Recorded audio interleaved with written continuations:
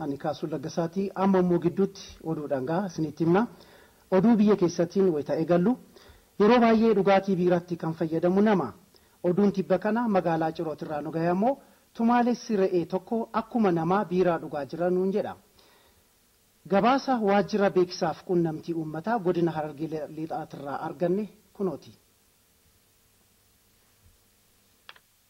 Godina Harargee Lixaa magaalaa Cirootti tumaalessi re'ee tokko hoteela Burqaa jedhamu keessatti akkuma namaa biiraa dhugaa jira. Tumaalessi re'ee kun biiraa namoonni addatti affeeran kan dhugu ofumaan fudhateeti malee gargaarsa namaatiin miti. Dhugaatiiwwan gosa biiraa adda addaa dhiyaatuuf keessaa filatee kan dhugu biiraa Harar ta'uunsaa ani re'ee Harargeeti waan ofiin jedhu fakkaatiin naalaata.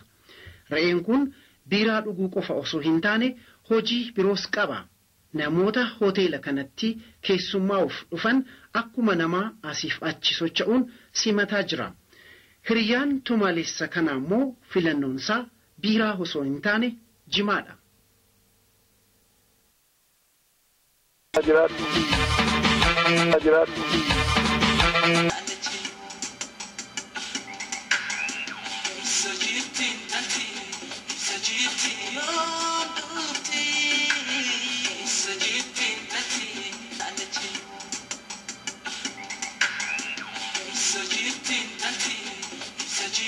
Oh